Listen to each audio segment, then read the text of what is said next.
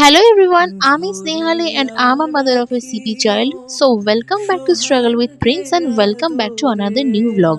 অনেক দিন পর আজ রবিবারে আমরা ছুটি পেয়েছি, মানে ছুটি পাইনি, প্রত্যেক রবিবারে ছুটি পাই, কিন্তু আসা হয় না, প্রিন্সের জন্য অসুবিধা করে। আর এখন যেহেতু গরমকালও পড়ে গেছে, তাই বাড়িতে সন্ধ্যাবেলাটা আর মন থাকে না, গরম লাগে। তো অনেক দিন পর আমরা আসলাম আজকে রেজা সার্কেলে। দেখি তো ফিট চেক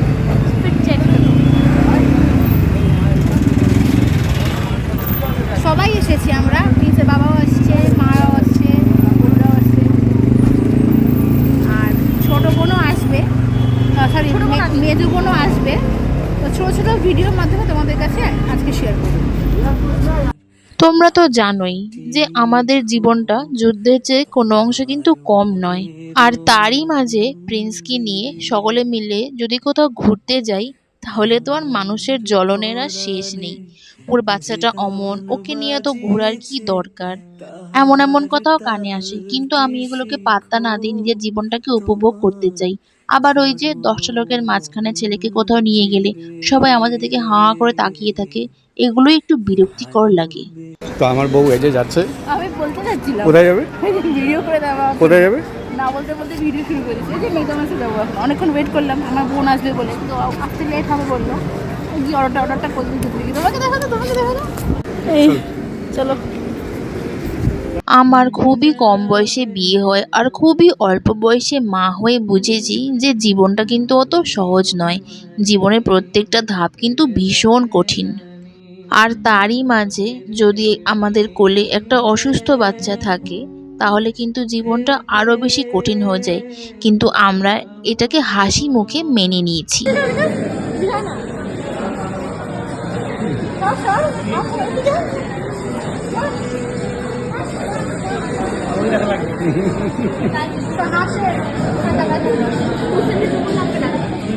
সন্তান যেমনই হোক না কেন, সন্তান কিন্তু তার মা বাবাদের কাছে সবচেয়ে শ্রেষ্ঠ উপহার হয়। আর ঠিক প্রত্যেকটা মা বাবাদের মতন আমরাও কিন্তু ছেলের কোনো অংশে খামতি রাখার চেষ্টা করি না। ছেলের সব কিছু যত্ন খেয়াল কিন্তু আমরা করি। আমাদের কাজের ফাঁকেও কিন্তু ছেলের যেন কোনো রকম কোনো ত্রুটি না হয়, সেই বিষয়গুলো কিন্তু আমরা ভীষণভাবে দুজনে মিলেমিশে কিন্তু লক্ষ্য করি। এর জন্য কিন্তু একে অপরের বন্ডিংটা খুবই প্রয়োজন, যেটা আমাদের মধ্যে অলরেডি আছে। হতে পারে আর 5টা বাচ্চাদের মতন সে হয়তো স্কুলে যাচ্ছে না, হতে পারে আর 5টা বাচ্চাদের মতন সে পড়াশোনাও করছে না, এও হতে পারে যে আর 5টা বাচ্চাদের মতন সে দুষ্টুমিও করছে না। সেই চিন্তাভাবনা থেকে এই চিন্তাভাবনাগুলো কিন্তু আরও বেশি কঠিন, কারণ ছেলে দিন দিন বড় হচ্ছে যে। সময় কিন্তু কারোর জন্য অপেক্ষা করে না। বিগত 7টা বছর ধরে ছেলের পিছনে তো অনবরত খাটুনি রয়েই চলেছে। ইন ফিউচারে আমাদের অনেক বেশি পরিশ্রম করতে হবে। কিন্তু একটা বাড়িতে অসুস্থ বাচ্চা থাকলে তার মা বাবাদের পরিস্থিতিটা একমাত্র তারাই বুঝবে। যে বাচ্চা সুস্থ নেই তার ভবিষ্যৎ যে কী আছে, এই চিন্তা নেই আমাদের রাত রাতভর ঘুম আসে না। রাত রাতভর আমরা চিন্তা করি যে কি হবে ওর ভবিষ্যতে। তারপরে ভাবি যে না, ঈশ্বর তো আছেনই, সব নিশ্চয়ই একদিন একদিন ঠিক করে দেবে। দেখো, গল্প করতে করতে আমাদের অর্ডারগুলো কিন্তু চলে আসলো। কোথাও গেলে একটা আফসোস কিন্তু এখনো পর্যন্ত রয়েই আছে, যে সামনে এত খাবার থাকাকালীনও প্রিন্স কিন্তু সব খাবার খেতে পারে না। ওর যেহেতু একটু ওরালে সেন্সার ইস্যু আছে, তাই ও সব ধরনের খাবার বাইট করতে পারে না, আর স্পাইস জাতীয় কোনো খাবার খেতে পারে না। কিন্তু যেগুলো দেখি খাওয়ানোর মতন তাকে খাইয়ে দিই। অর্ডার চলে এসেছে, যা যা অর্ডার করে দিয়েছিল মা। ওরা এইগুলো খোল, এগুলো খোল না। এই যে ও এখন আইসক্রিম খেলো। কোনো মায়েরাই কিন্তু সন্তানকে না দিয়ে কোনো খাবার খেতে পারে না, তাই ফার্স্টে ওকে স্পাইস জাতীয় খাবারগুলো ছাড়া ওকে খাওয়াই, তারপরে খাওয়া শুরু করি। এবারে বলি ম্যাকডির অর্ডারে কি কি ছিল। অর্ডারে ছিল ম্যাক পফ, ম্যাক র্যাপ, 2 ধরনের burger, cold drinks, ice cream, french fries. আর হ্যাঁ, এই ট্রিটগুলো কিন্তু আমার মাই দিয়েছিল। আমি একটা বলে গেছি, ঠিক আছে। উমা উমা উমা উমা আমি একটা বলে গেছি। উমা। ও তো আর কিছু খেতে পারবে না। বাড়িতে যেরকম প্লেন আলু ভাজা করা হয়, ওকে জন্য এটাই খাওয়ানোর জন্য। আকর আকর আকর আকর আকর। আরে বাবারে বাবারে, যে দুচ্ছে আকর। ও খাবে না, ও খাবে না মনে হয় রে। ও চাপাচাপির মধ্যে না সে হয়ে গেছে, অসুবিধা হচ্ছে। ভাই আর্টিস কেএফসির মতন করতেছে না। চেয়ার টু ম্যাকডোনাল্ডস স্পেসিফিক।